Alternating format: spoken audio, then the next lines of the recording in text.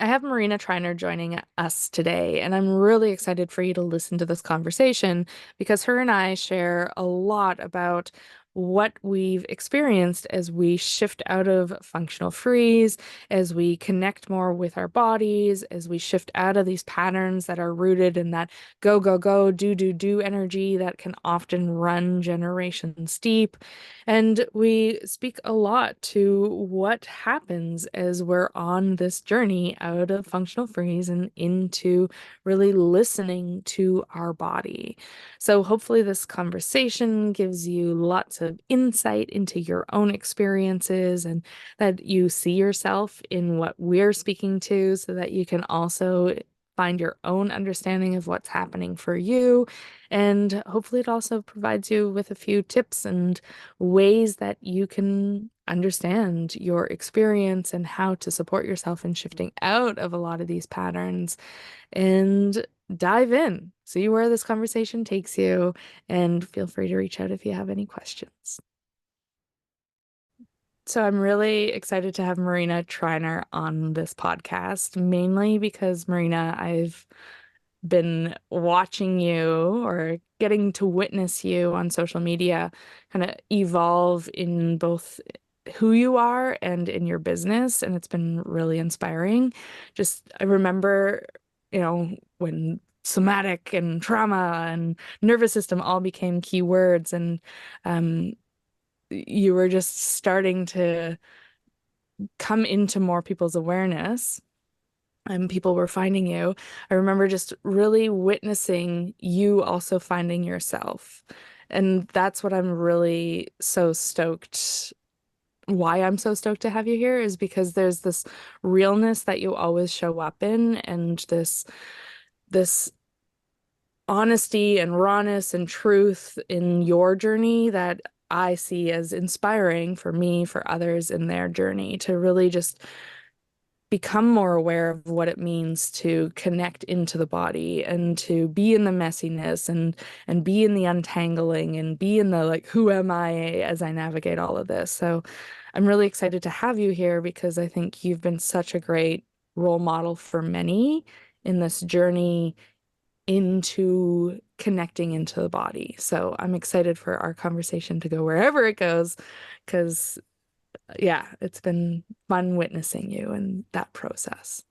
Thank you so much. It's so funny that you say that because I feel like this year I suddenly felt like I'm not really on my purpose. Like just something feels off. And I did a business group program and I literally sent them your newsletter. I was like, here's an example of like how you should talk because it was like I feel like I'm talking to my friend or my neighbor and she's just telling me about her day. And then she's telling me like I'm doing this program and I'm like this is how we should sound. Like this is yeah, this is the realness that I really appreciate. And yeah, so it's so funny that you say that because I felt exactly the same about you. That's fun. I love it. That's why I knew we'd get along.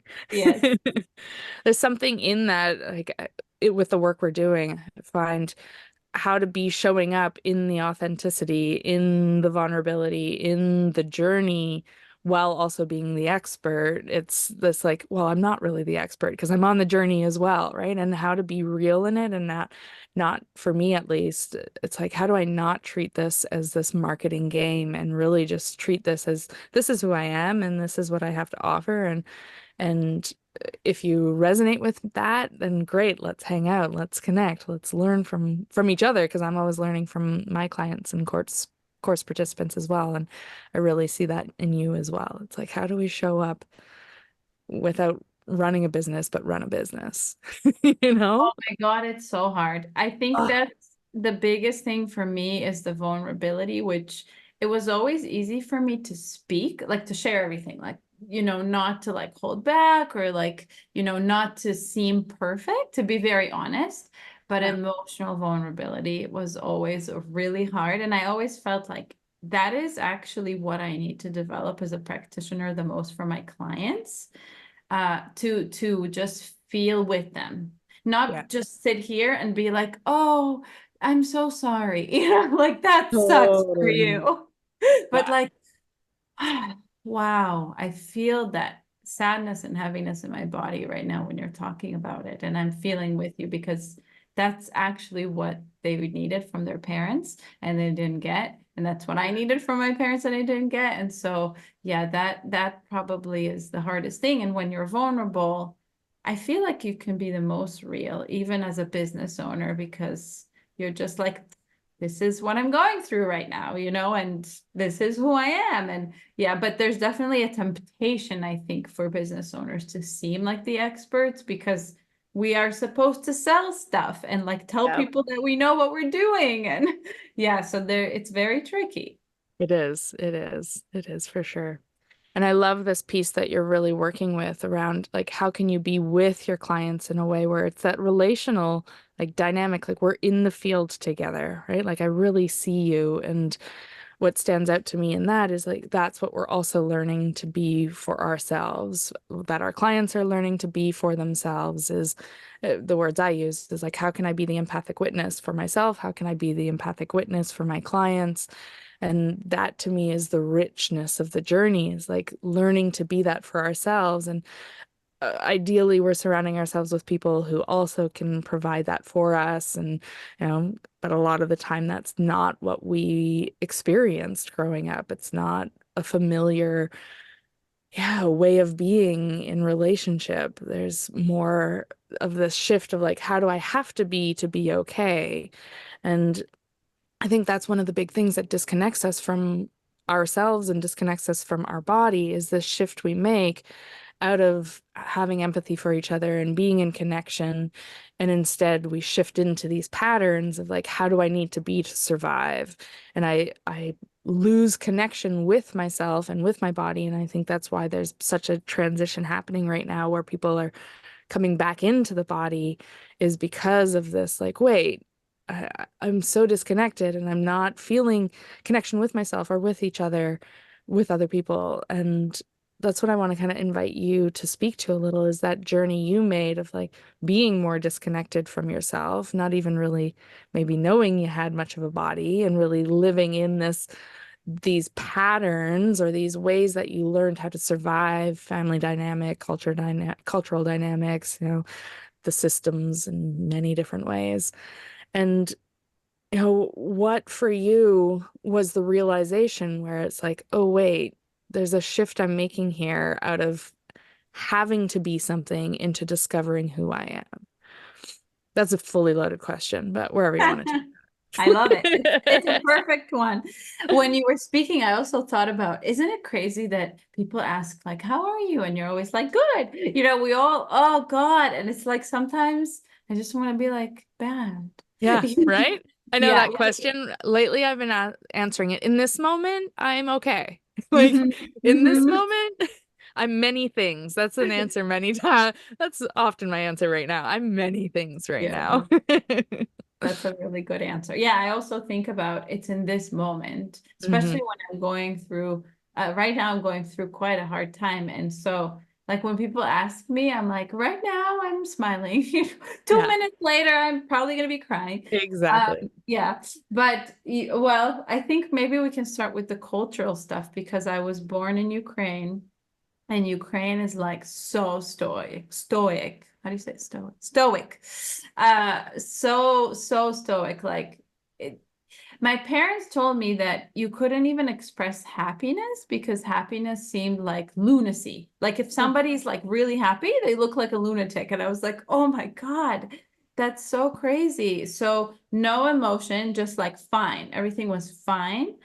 And that's where how I was born, but I was always very sensitive. And so then when I was 2, we moved to Israel and it's like extreme emotion, I would say. Like kids just let themselves kind of like lose it in the grocery store. And my parents were like horrified. What's happening here?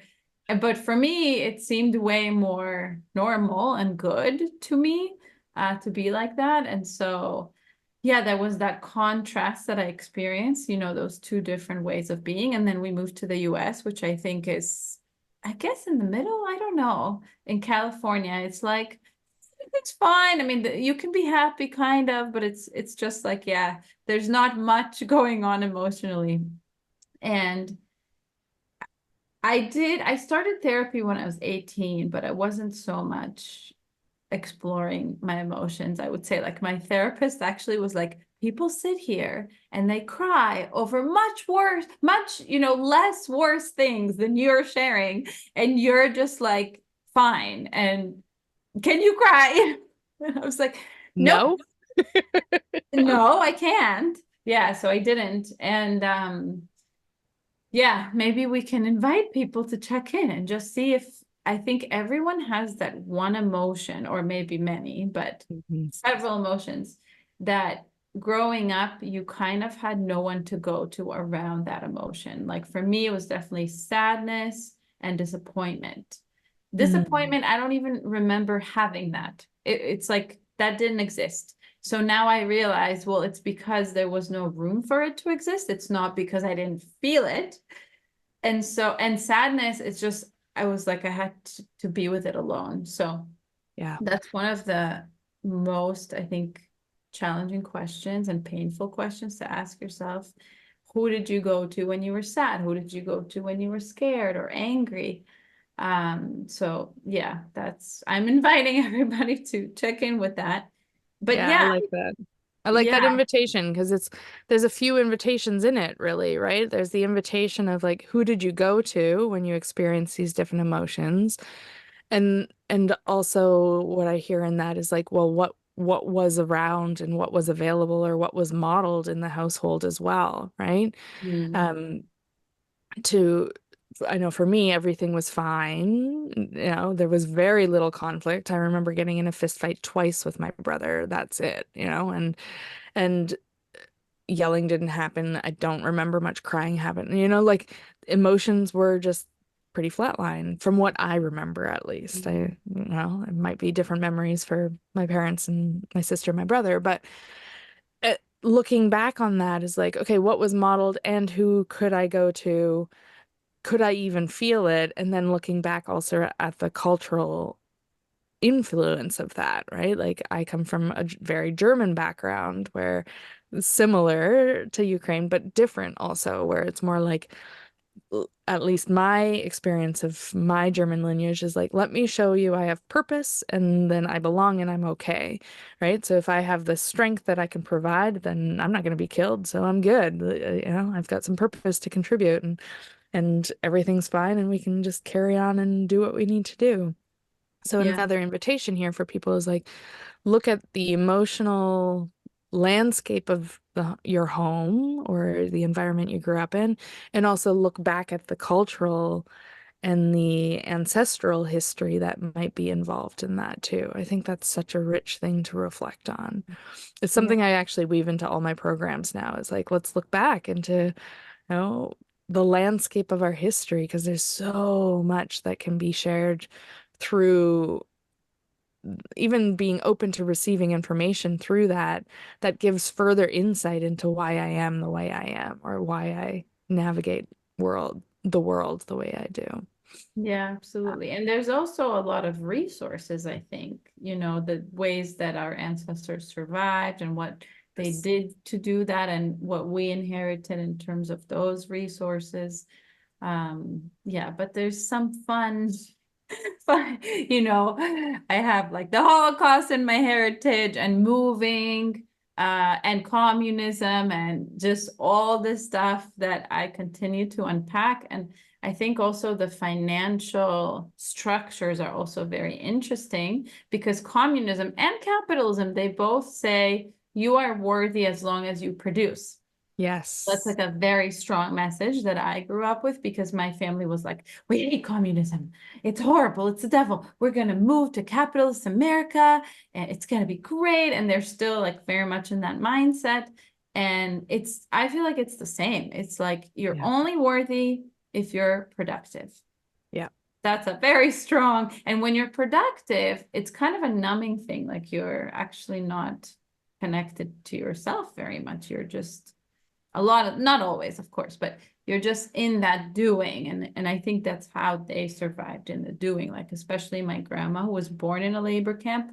She was really in the doing, her whole life was in the doing, and that's why that's like one of the reasons that she is maybe at her health level, despite all the other factors, is like being active, moving, doing, having a lot of kind of purpose in the doing. So it's the dark and the light side of it there. Totally. And that makes me think of, our generation and that quality of doing that's very much still part of the way we function in the world. And what I'm noticing, and you and I talked about it before we dipped into this podcast, is, that doing mentality is a way of surviving. I like to look at things as spectrums, and one side of the spectrum is like, yeah, those that do, the functional freezers that can just go, go, go, go, go. The other end of the spectrum is, those that really struggle to do because they feel so much that it's hard. When you're in functional freeze, it's easy because it's like, oh, I can just override everything and get things done and, you know, be successful. Whereas the other end of the spectrum, if you don't have that functional freeze online as much, because I think there's always some level of freeze online, but you're really having to navigate all the chaos that's happening inside of you and the over experience of emotions and activations and sensitivities. And something that I have found in, being a doer and being in the more functional freeze, everything's fine, is the more we inquire into our experience of our body and the more we're aware of when we're overriding and pushing through, the more we become more regulated, the less we're actually able to push through, the less we're able to be in that go, go, go, do, do, do energy. And I feel like we're in this transitional state right now where we're shifting out of that go, go, go that our history is so familiar with. And there's a lot of burnout and there's a lot of, people really struggling with that way of being in the world because it's not a way to be in the world. And you and I briefly spoke to that beforehand, but anything you want to share around your shift of like, yeah, you're becoming more aware of your patterns, the ways you're living in life, but also as you heal, there's less ability to be in these patterns. So, yeah, what's your experience been around that shift, seeing it in your grandma, and having that cultural influence of go, go, go? What's been your journey with that? Anything you want to Oh, share? so much. Yeah. So I had my first business was in nutrition and it felt quite stuck. And I was in my head, like I was just rolling around and okay, marketing techniques, this, and that. I was learning and learning just in my head, in my head, in my head. And that's actually how I found somatics because I was in this mastermind program and the coach was like, have you tried to just sit with your body? And I was like, what are you talking about? Who? Yeah. Where is Yeah. that? Yeah. And it was like so fascinating starting to just notice my body without an agenda. And I started doing it as like a totally just free exploration because I'm a very good student. So when I'm told to do something, I'm going to do it. For Another many great hours a pattern. yeah, it's totally a pattern, but sometimes very helpful. And Yeah. so for many hours a day, sometimes I would just sit and like notice my body. It was so interesting. And then another coach told me that my business was a trauma response. Mm-hmm. Like, what? Shit. Yeah, it was like, I don't know what you're talking about, but also shit, like at the same time. Like, I was like, this makes sense so much. Like, I feel this, but I also have no idea what you're talking about. Because to me, I kind of had my trauma like very clearly in like boxes, the sexual abuse, this bad relationship, moving, immigration, refugees. Okay. And All what is that? categorized.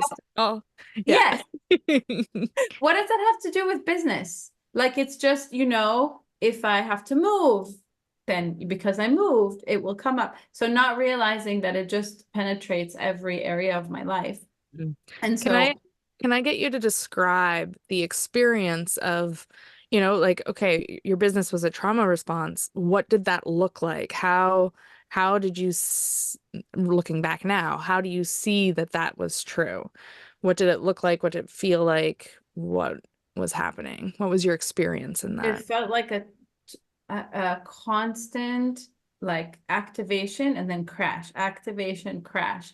And the triggers just put me in bed for days. Like if somebody rejected me on a call, a potential client, in bed for days, couldn't function. And then, okay, again, okay, I'm gonna do everything I possibly can. I'm so motivated. I'm listening to these like motivational business owners on YouTube every morning, like all this stuff, very heady and learning. Like, can I learn more, more, more, more until I was finally told, like, do you see that this learning is not actually translating and nothing is actually shifting?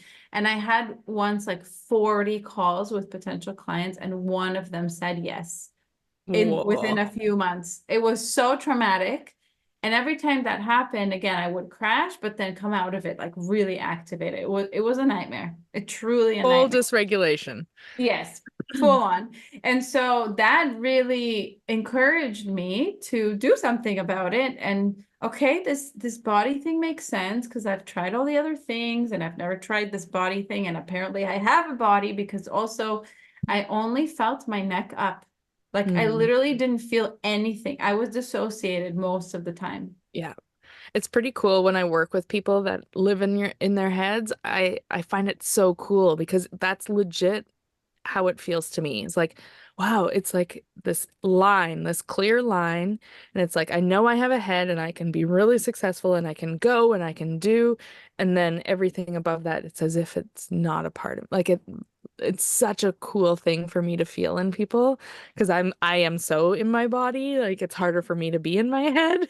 So to Mm-hmm. feel that contrast to me, I'm always like, oh, I love working with this because it's so, yeah, you're like, oh, watch out. You have no idea what else is happening. And yeah, as you dip in, awareness is annoying. Watch out. Yeah, and it's really fascinating, but also scary. I mean, I think it's Yes. something we have to do very, very slowly. And that's why I feel so comfortable now working with people in that state because I remember it like very much. But then I just started looking for, I was like, is there such a thing as a therapist who works with the body? Like I had no idea, right? So Yeah. I'm like, does that exist? And so I would go, I would ask therapists, and they referred me to another, and then I ended up in somatic experiencing. So that was, referrals. And I had no, I thought I made it up. Like I thought it was like a made up field that I made up, but apparently it was a thing. And so I worked with that therapist for 3 years. It was really challenging, Mm. really challenging, the most challenging work I think I've ever done. Just uncover like just the experience of like, oh my God, there's so much in my body. It's so hard and exhausting and And I think that's important for people to recognize if they can relate to this experience of being disconnected from their body and being in that go, go, go energy, whether it's, successful with business or just successful in air quotes with life. It's like recognize this isn't just a quick fix. This isn't just a like, oh, I have a body and let me, do these somatic practices because so many people are using the word somatic now where it's like, oh, somatic, I need that. I need to get in my body. And it's like, well, it's a long journey. To me, it's a lifelong journey, if you ask me. yeah. And that it's not easy because we're so used to what's familiar and we know how to function in the world with what's familiar, but it's it's not working anymore. Or there's this recognition like I want things to be different, but to really be aware like this takes time and finding the right practitioner, the right modality that works for you, because there's lots of incredible modalities out there. To find that modality that allows you to dip into the experiences without exploding into what's underlying the functional freeze, what's underlying your disconnect from your body. It's like take your time to dip into the layers that lie underneath. And that's why I love somatic experiencing so much because we can really notice the nuances and the subtle experiences we're feeling and get more connected with ourselves that way without having to dive deep into what happened to us and into the stories of it all and unpack it all. It's like, how do we just slowly start to feel a little bit at a time? And where does that take us? And Yeah, it was incredibly life-changing and Yeah, super helpful. Um, I guess I love SE and I also have some criticisms of SE I get it. in terms of and I'm sure it's not every therapist, but my therapist was very kind of blank screen, like didn't share anything about herself. And that was great, I think, for me for that time because I really needed to get some kind of baseline of my nervous system and something, you know. Yeah. But the relational healing piece was really missing for me, and also emotionally. It was really about just regulating, like feeling safe. It was really like an experience of like, okay, I'm gonna feel safe. And after that, I left San Diego, so I couldn't work with that therapist anymore, which is also like so crazy because it was very upsetting to me. Like I wanted to keep working with her, but because of the laws in California, I had Right. to stop. So that was really hard. And during that time is when sort of things took off for my work. Because I was so excited about it. Like I was so passionate about it, I was so excited, and I started taking courses, and it's kind of, I feel like I had a natural feeling of it, like what is trauma, and I was always so fascinated by trauma and always so attracted to it. Mm, um, and I also worked for 10 years with Israeli and Palestinian teenagers wow. in circles. So that was kind of a shit show on one hand. We were not trauma informed at all. It was like just everyday re-traumatization. You know, it was really very intense. There was no understanding of the nervous system, but it was also really beautiful to create this space where they can share and they can be heard and they can hear each other. So I was just around that for 10 years, like hearing stories of very intense trauma. So that exposure, like at first I remember I couldn't sleep during that Yeah. time, I couldn't function. But over time, I kind of learned to be with it somehow, you know. And so yeah, I feel quite comfortable with trauma in so many ways. Like, you know, I just feel comfortable being around it. And it all just started making so much sense. And then I moved to Costa Rica and Mm, I became the primary provider in my house financially. And that put me in a massive trauma response. mm, Like, money is a big, big trauma in my lineage, like my grandma, my mom, and I, and I'm sure it goes back too. And so it was very, that's where I feel like I sort of lost my purpose because I was so driven by like, how do I make this money? I need to make this money. I need to do mm. it. And I lost like some of my passion. Not that I didn't love what I was doing, but I was so in that like cycle of doing, you know, and kind of chasing the safety because I just couldn't feel safe. Also Yeah. moving to a new country and a new language and new everything. So that's where I really met with burnout, like big, Mm. big time. So it's kind of like at the beginning, you were in that go, go, go energy, and it was a disconnect from your body.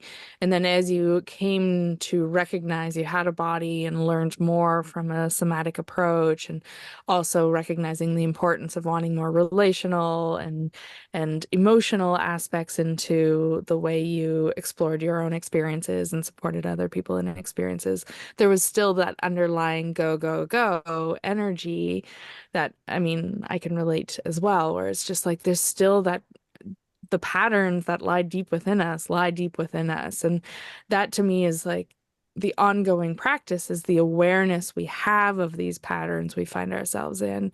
And it doesn't mean that we don't hit burnout, or it doesn't mean that we don't override still, right? It's like, yeah, like it's an ongoing practice of learning ourselves, learning about ourselves, learning our edges, and learning from the ongoing chaos that then supports us into moving towards mastery of something, right? To me, it's an ongoing cycle of like opening the door to more awareness around something and then diving into the chaos that happens when we become aware of the deeper layers of what it is we're doing or how it is we're surviving or who it is we really are, or I don't even know what that means, you know? And then wait, okay, as I navigate and ride the waves through this, I then find mastery in that, but then there's the next layer, right? I think the So sense this, of this is so important yeah, because so many people, and myself included, I used to think, okay, I found this thing and it's going to fix me now and it's going to be fine. And I think that's the only thing that has really profoundly changed.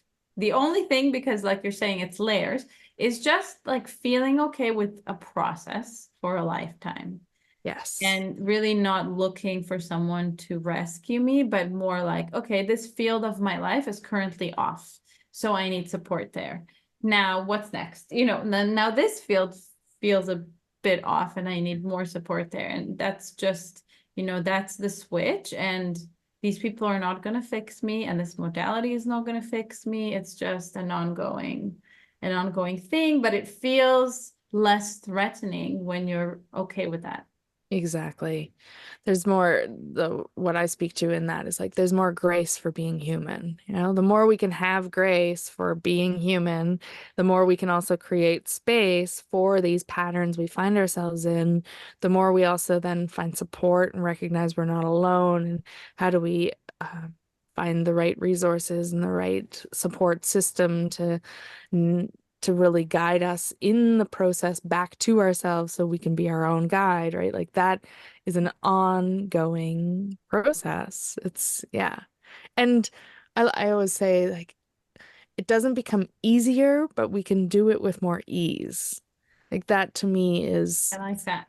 is like at least that's been my journey, is like I have more ease in the messiness. Like it's still raw and vulnerable, and if anything gets harder because the more we come out of that functional freeze and the more we're really experiencing ourselves in the experiences, whether it's emotional or somatic or energetic. I mean, there's so much going on in the human experience, but it's it's like, the more I come out of freeze, the more I have to feel, and it becomes more challenging, but there's more ease in the challenge. Yeah. That's very true. That's very true. Yeah, I used to say I had friends who were kind of teaching about being a highly sensitive person, and I was like, that's not me. I'm an empath, but I'm not a highly. I mean, I don't have any of this stuff. And then they were like, how's your sleep? And I'm like, oh, okay. And how do you feel about sounds? I'm like, well, I can tune them out. And then I moved to Costa Rica, and I swear, like, I don't know. There's something about this place that just doesn't let you run away. Like it's because Mhm. everything is so, you're in nature, and there's so much peace. People that a lot of people that live here that are from here have a different, I don't know, kind of vibration of their nervous system. It's completely different. And that's why I specifically didn't want to live around other people from the US. Like I wanted to experience like a different culture, a different way of being, because I was so indoctrinated that the US is like the best thing. I should be so grateful. And it's the only place to live and all this kind of stuff. And yeah, it's been impossible to hide from my sensitivities. Like sounds and smells and exactly what you're saying. Just I realized like I don't want to work more than like 4 hours a day. That doesn't Hmm. work for me, Hmm. especially this kind of work, like holding people in their most painful states, like just being there with them in their most deepest pain. I Yeah. can't do that for more than like 4 hours a day. So yeah, that has changed. And at first, I feel like there was a period of almost mourning, like, oh my God, I used to be a machine. Like my friends used to call me a machine. They're like, Mm. Marina's a machine. She can keep going all day long, all night, however long it takes. She's gonna keep going. And I used to love that about myself, like my ability to push through anything and override anything. So after the morning, I was like, oh, this is actually quite nice. Like, Like I enjoy the space. I can hear the sounds. I can see the colors. I can be in the smells. I can, yeah. be present. Yeah. Yeah, yeah. And I think that most humans learn through some kind of crash. Yeah. And so, or, rock bottom. And it's not just once, it's many, many times. Of And so when course. I hit that rock bottom with work, where I just had to take naps before and after every client, like Mm. that's where I got to in order to even be able to be present. And I realized, my system was in survival mode, and I was even filling my time with work. Like I thought it was a badge of honor to do more work and more work. So I made it my goal for that time, I was working like 2 hours a day, because that's really like all I could. And I made it my goal to give everything to my assistant, like every possible thing that I don't need to do or that I don't like to do, more importantly, I Yeah. gave it to her. And it was very scary. And now I teach people this, and I understand how scary it is, because it's like, and maybe part of it is the control, but I think more is the sense of your self-esteem and your self-worth is like eroding. Like, who am I? I'm losing myself. I'm completely lost right now. And so it has to be very gradual. I feel like it can't just be like, okay, I'm gonna work 2 hours a day. I didn't even know what to do. I was like, Mm. what am I gonna do with my day? Like, I don't know what else to do. And I would literally like Google like what to do. Amazing. I swear. I'm sure you're not alone. And that I find that's very common for the high functioning people, right? It's like I know how to feel alive when I'm doing things. I feel, yeah, if I'm not doing something, I might have to feel something, and that's really uncomfortable. And I don't know how to sit still. So I want to invite people that are resonating with this talk and resonating with this idea of like that go, go, go energy. If you were to go, go, go a little bit less, what shows up for you? Because that to me, especially if you listen to your physiology's response to the idea of doing less, it's like, oh, all of a sudden my heart rate increases and my eyes dart around a little bit more. And there's this uncomfortableness and I'm clenching in my jaw. And there's this like urgency to go and do things again, right? That transition into doing less is a process. And to just like, yeah, cut down to 2 hours a day, I think a lot of people would struggle with like, what do you mean? How do I do not that you're not doing, you're doing nothing, but how do I not stay busy? That's so unfamiliar, right? Yeah, yeah. And even with exercise, I had a pretty intense addiction to exercise. And right before moving to Costa Rica, I hurt myself so badly in my lower back, which is very interesting because it's the psoas, is the fight or flight muscle, right? Exactly. Yeah, it made so much sense. And so I couldn't walk. Like I couldn't move at all for 2 weeks. And I'm like having to pack my house. It Oh was my perfect. gosh. Yeah. And then when I was finally able to, I literally could walk at like a snail for like 5 minutes, and then I had to sit down. Like that's where my body was at. And so after a while, when I was more able to move, I actually hired a trauma-informed personal trainer. And one of the things she told me, which was really cool, I told her, I'm trying to go for a walk in the morning and go really slow. And I literally feel like I'm going to die. Like I can't handle it. My nervous system cannot handle it. And she said, don't go too slow. Just find a medium pace of walking where you're like slowing down a tiny amount, but you're not. And it was so brilliant because, that's how our nervous system works. Of course, you know that, that if we sort of challenge it too much, even in going slower, that is a challenge. And people don't realize that we would crash. And that's how I felt. I remember literally feeling like this wasn't that long ago. And it's still something I'm working on. Like I definitely lean into exercise for regulation, which I don't think is necessarily bad, but I notice when I'm doing it too much, to kind of cope and erase my emotions or ignore the activation that I still have in my body. And I think I still have a lot of activation in my body from like the early childhood stuff, like moving when I was 2 and being in complete terror. Complete terror. I was on the airplane yelling devils at everyone, just Oh, walking. Yeah. Poor I thing. and yeah, and I was yelling, I want to go home. I want to go home. I want to go home. And also my parents left twice when I was a baby to Mm, finish their exams. So very like early stuff like that. I think there's so much terror still in my body that I need to work through. yeah, Yeah, so don't slow down too much if you're exactly. in. And That's a that's lot. where like I find it so beneficial just well first off to recognize more of our human experience that we're not just our thoughts, that we have a body, and then starting to uncover like what are the patterns we find ourselves in.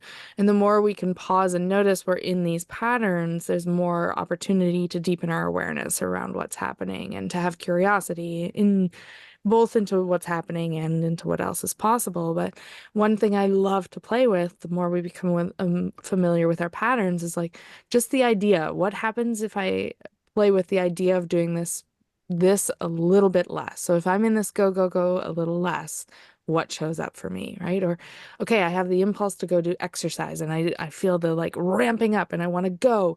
Okay, what happens if I go a little tiny bit less? Or when I'm pushing and I'm walking really fast and I forgot I had a body because I'm walking so fast and I'm just pushing and, you know, or working out. And it's like, oh, wait, okay, what happens if I just pause for a moment and recognizing I'm doing that? I'm disconnected from my body and I'm caught in this like push, push or walk fast or do whatever. We're talking physical exercise here, but if I were to just pause, I'm already doing it less, right? And what am I noticing in the little less? Oh, there's a lot of vibration happening, and there's this want to push through again. And chances are that these patterns that we find ourselves in are there for a reason, often, for example, to protect me from feeling the depth of that terror, um, from the depth of the abandonment and the fear and the confusion of all of that, right? And the more we're able to see the layers of it, is like, oh, at the core is the trauma of being left and the terror or the confusion and the fear that was there. But to not feel that, I'm keeping myself busy and I'm keeping myself going. And uh, we're using this as an example today in our conversation. There are many other survival patterns that we may find ourselves in. But to me, the more we can pause and see the layers that are at play, and then also the history, right? It's like, oh, as you shared, it's like there's so much history that's involved in these patterns as well. To me, that allows that grace to come in. It's like, oh, I can pause, I can pan out, I can see the many layers at play, and that just allows more space to then come into it with some curiosity and not having to fix ourselves, right? Not having to get caught up in this loop of always seeking the answers and instead coming to ourselves for the insights. Yeah, and I also think, what does make it easier is that you go through this process of noticing something. And maybe the first time you notice something, you're really pushing to fix it. Like, oh my God. I mean, that's how I was at least. Oh, I see this thing that I do and I hate it. It's so embarrassing or whatever. And I have to change it. I have to fix it. And then in the learning is like, oh, well, actually, when I embrace it, it just changes on its own. I don't have to Yes. do that much. Yeah. And that's what's so cool. And so I think that sets kind of a model that next time I do that, I actually trust also. I think the trust is so big that, oh, okay, I know how this works. I'm noticing this thing. This time I'm not going to push. I'm just going to trust that it's going to unfold and shift. And one of the cool things that I feel that changed for me in working less is all the magical things that happen. Like even you messaging me, I didn't have to do anything. You messaged me and I was like, oh my God, I love her so much. I'm so excited. So those things start to happen. And my current therapist told me one time when I was like talking to her about the money stuff, she's like, I really feel like you have some block in your chest that's literally like, don't come in, money cannot come in. And because I'm doing so much and I'm actually blocking things from flowing and coming in. And so that's the cool part is it kind of involved a bit of trust for sure to say I can slow down. It's going to be okay. And I did it gradually, but now I really trust that actually the more I slow down, the more things just like work for me. I don't have to Yeah. just be, oh, I need Nicole to like message me. How do I make this happen? Okay, let's write a strategy and 5 bullet points. And blah, blah, blah. It just kind of happens. Like I'm just being and I'm showing up and I'm talking on Instagram and I'm just like, hello, world, this is who I am, and just things start to unfold. So it's really, really cool. What stands out to me in what you're sharing in that, and I've heard you speak to this before as well, is like you're just with what is. In this moment, I'm this, right? So there's this bigger picture of trusting.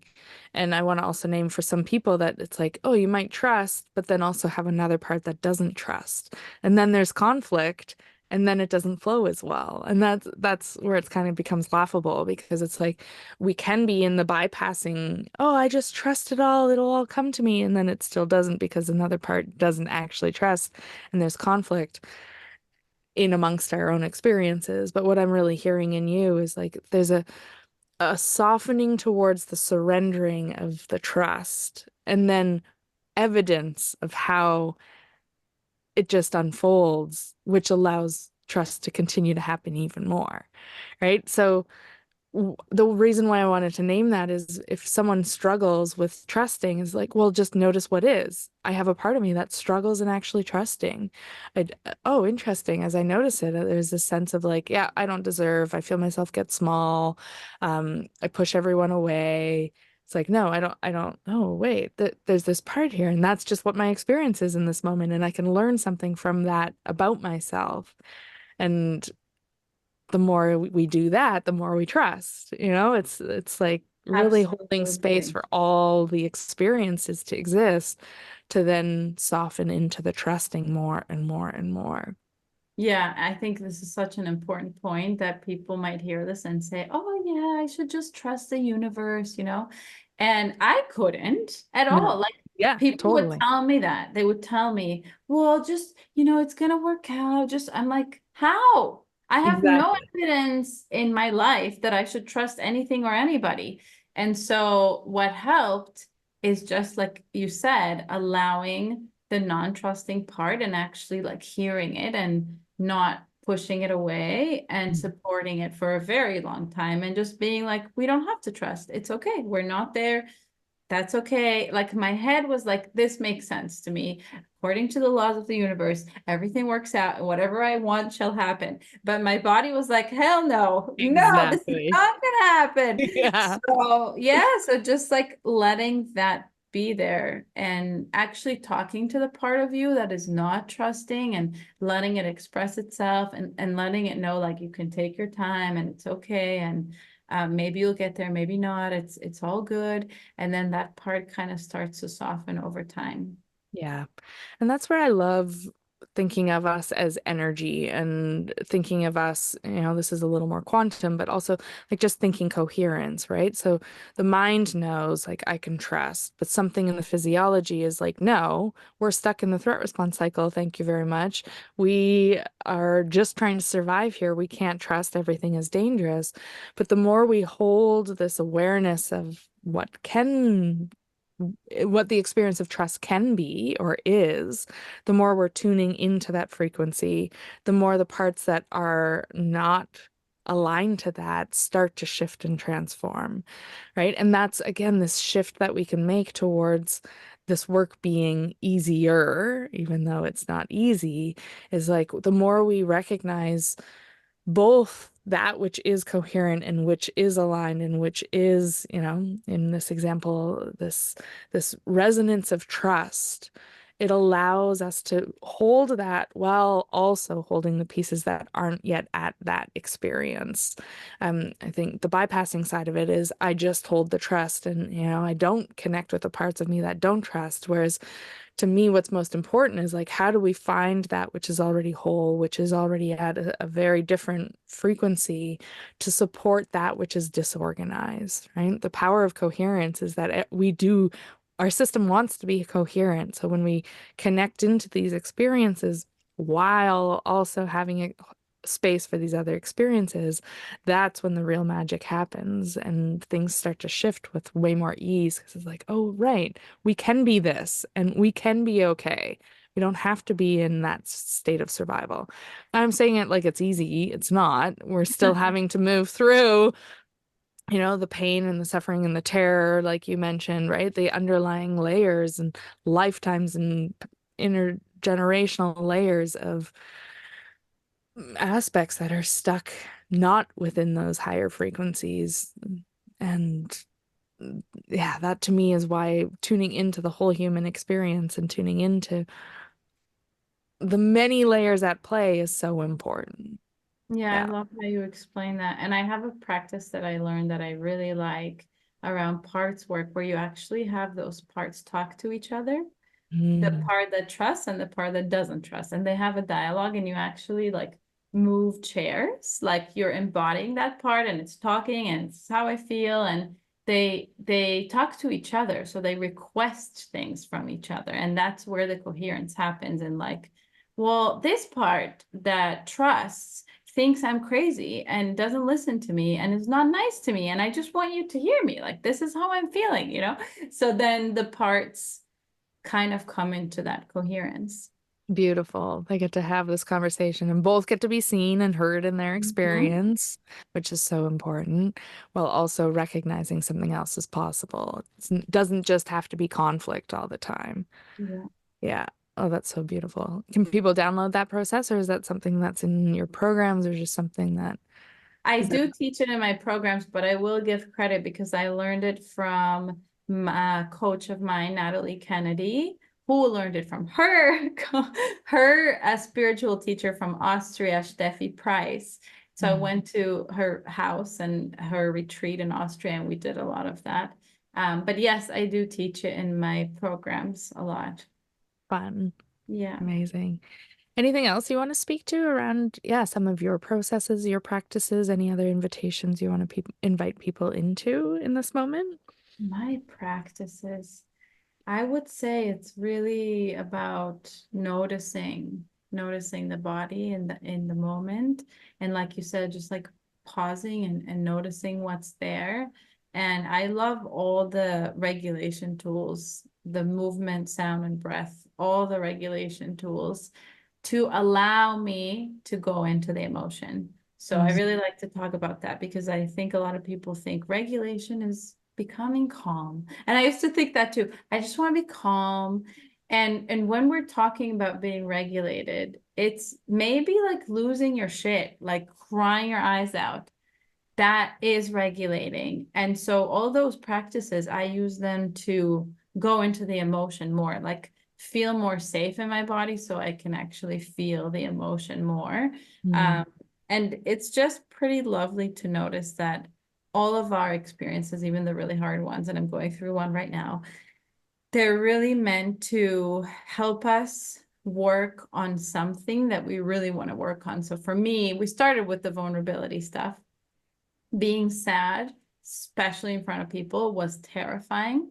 Mm. And it took me a really long time with my own therapist. I actually had COVID. That's when I lost my shit. I had COVID and I was like, listen, I don't have any protectors in place, so I'm gonna fall apart now. And she's like, well, okay, like maybe we should take it slow so you don't have a hangover tomorrow about this. I'm like, no, no, no. This is a perfect opportunity. I'm gonna cry my eyes out and you're just gonna sit there. Okay, ready? Amazing. And it worked. It actually worked. And Oh. but with her, it's really cool because she's very attachment versed. And so when we started, she would actually not face the camera for like many sessions. I would be talking, but she wasn't looking at me. And that really helped me a lot to create that trust and safety. And with her, like over time, I've been able to cry a lot. And now that this really hard thing is happening in my life, it's like it's so crazy because I almost thought it was going to happen to force me to cry in front of everyone. Like I cried in a branding session. I just like, I'm crying now. Okay. Like there's, This is happening. yes. And it was literally my biggest fear, especially like how are people going to respond? And there was so much guilt around it and shame and things that logically I understand are not real. Like my friends are happy to be there when I'm crying, but it doesn't matter. Like, of course, we know that doesn't matter. But when you get into sort of a really hard crisis in your life, you can't control it anymore. You just need that support. You just, just show up as you are.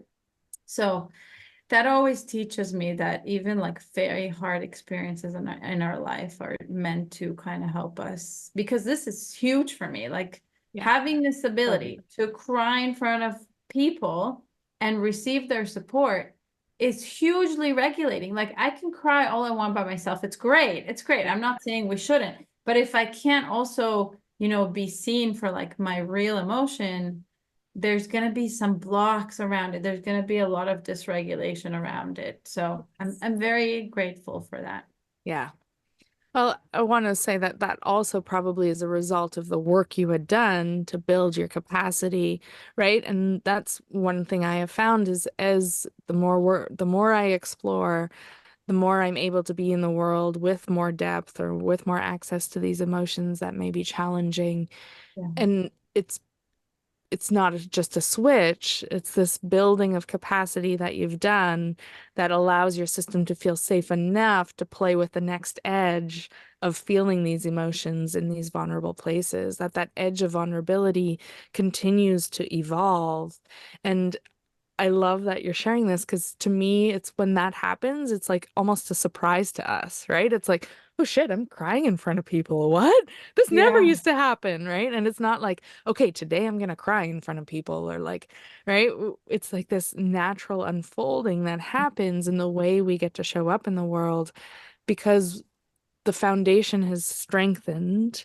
The sense of safety has evolved, and access to these things that probably for generations haven't been available start to become available. And this to me is the rewriting of the cellular story, right? Is this this relationship with how we can be in the world starts to really change through time, and it's such a beautiful process. Mm-hmm. Mm-hmm. Yeah.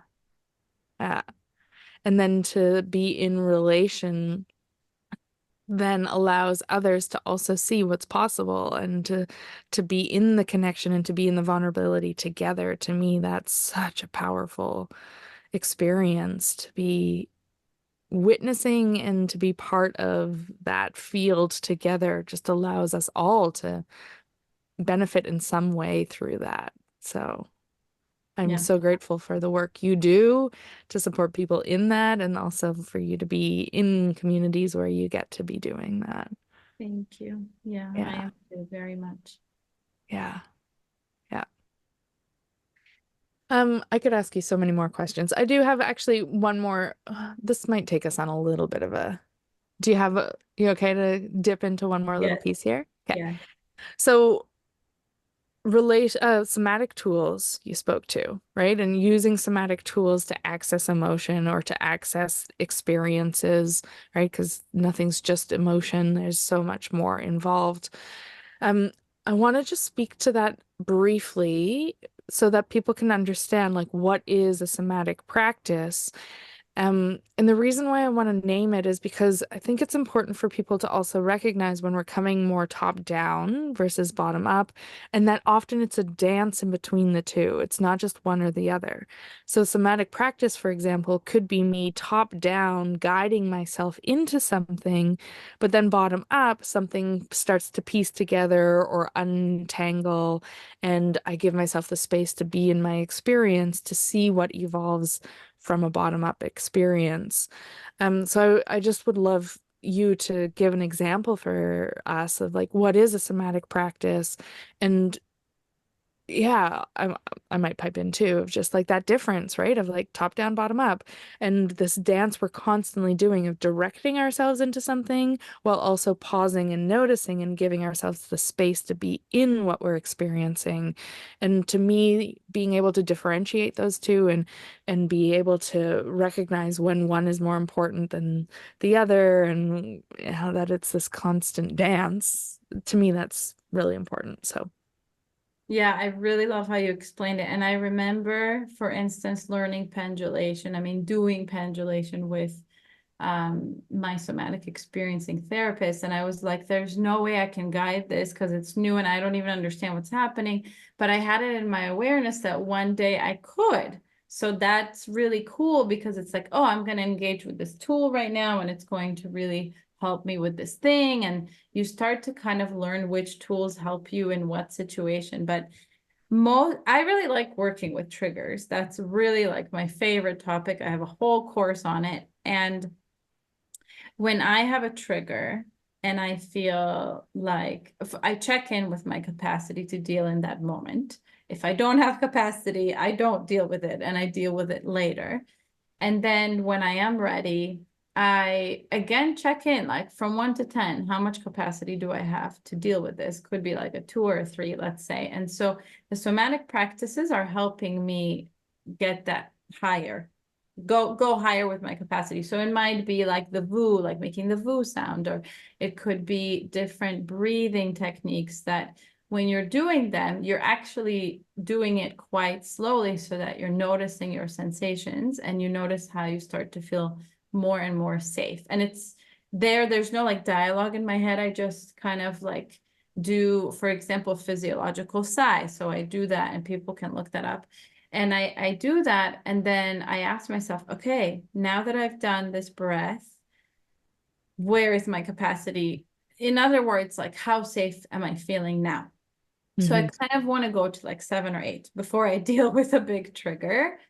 And then I sit with the sensation of the trigger and I notice what it's reminding me of. Like through the sensation, what is the experience, my earliest memory, my earliest experience that is happening for me.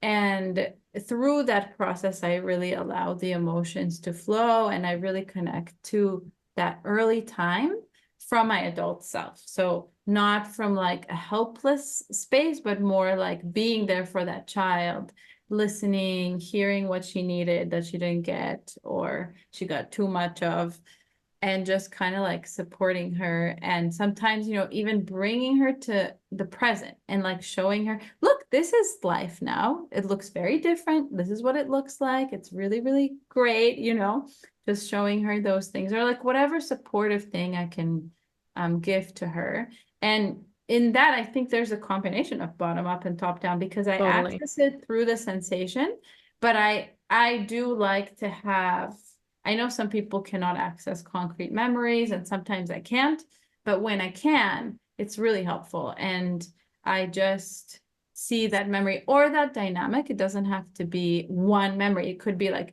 this is how I always was with my mom. Like that's how I felt every single day with my mom.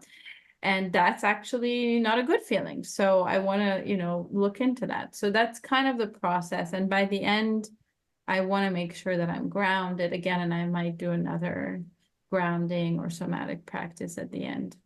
Right. Awesome. Thank you. I'm gonna spin it and put my words to it just as another perspective because to me my intention with this podcast and the way I work always is like how can I support people in deepening their understanding of their own perspectives and find their own understanding of how they're noticing their own experiences and what it is they're doing. So for me, when I think of these somatic practices you speak to, it's like, okay, I'm noticing the level of activation I'm having, and I'm doing something to settle myself back down. So to me, like resources can be really helpful as a way to, okay, I'm feeling really activated, and I'm going to do something to settle my experience. And Mhm. versus I'm then more settled and I can reflect on a trigger or reflect on something I recently experienced. And because our brain doesn't have that much of a sense of time, other than a small portion of it, just by reflecting on our trigger or reflecting on something that happened, we then have an experience again. And because we've done these resources, that this is what you're speaking to, is like it allows me to come into a more settled place, to have more capacity to be in the witness of what I'm experiencing. And Mhm. then to be with whatever arises, then that's more of the bottom up, right? And top down is like I'm choosing to settle my system, and now I'm in a space where I can hold space for whatever is showing up. And it's through those insights that you might get images, or you might have just a somatic experience and have more awareness of the threat response cycle and where you might be stuck in that, or you might have, yeah, a part that shows up and a conversation opportunity to have a conversation with the part. So it's like it's in those places where we get to create the change. The somatic tools support us to settle so we can be in a place where we can be in that opportunity where change can happen. So I wanted to just spin my words into it for those that have listened to the way I speak, so that there can be that recognition also, and like, oh, okay, yeah, there's these different ways to speak to it, and what Mhm. we're doing here is much of the same. And I'm sure you and I use similar techniques and different techniques, and that's my hope, is for people to find what works for them in how they experience themselves and how they bring curiosity to what they're experiencing. And so, thank Yeah, you. I really like that. That's really cool because it makes me think of like the self energy in IFS, like just being in that energy versus like I guess you could say victim or like helpless, just feeling helpless. Yeah. And because Or when in you're it, feeling, right? Just in yeah, the pattern. Like I yeah, am the pattern. I'm caught in the vortex. I don't even know how to differentiate yeah, myself from it, which happens all the time. It can be so hard, especially when we're deep in our patterning and in our vortexes and in the experience of our trauma, then it's so hard to be the witness. yep. And that still happens to us too if A you're 100%. 100%. yes. Yeah, Yeah, so yeah, I really like that way of putting it. yeah. Well, thank you so much for I look forward to one day hanging out and doing this in person. Me too. Well, I'd love to take you surfing if you want to go surfing, and then we I've can. never it's kind of scary. You know what? I don't know if you know about the whole tummy time thing for like Yeah, adults. I've never heard of it until quite recently. And I realized that if I imagine myself like crawling on my tummy, I would yeah. not use my legs. Like they would just be limp. They would not Oh, exist. we need to do some Feldenkrais together. We need to I'm Feldenkrais and SE influence to, yeah. I'm up for that. So surfing is a challenge because my balance has been off like my whole life, and I realize it's very connected to that. Yes, yeah. Oh, fun. Oh, we could have some fun together. I really want to eventually run some surf camps that are rooted in like exploring more of what's happening from the threat response cycle and like the fear that shows up when we're um exposed to something like the ocean, and especially if it's out of comfort levels, and like weaving in the explorations around fear and yeah, patterning in relationship to how we're playing with playing, really. But Mhm. there's so much that can be entangled there. So Oh my maybe I'll have God, to come to Costa Rica to do that. I love that trauma-informed surfing. Oh my God, I love it. Right? Yeah. Yes. Yeah. One day that'll come together. So many That's things. That's the joys of being that doer, go, go, go, go, go, is yeah. the So many ideas of what I inspiration, can do. yes, the creativity is so much Yeah. fun. Yeah, Yeah. it really is. It really is. Thank you so much. Thank you. Anything else you wanted to say around, well, we'll put your information in the show notes on where to find you and any other resources you want to direct anyone to, but anything else you want to name around finding you or anything? Just don't hesitate to reach out if you're listening and you want to chat. Like I'm very open, so reach out. Awesome. I love it. Thank you again so much, Marina. Thank you.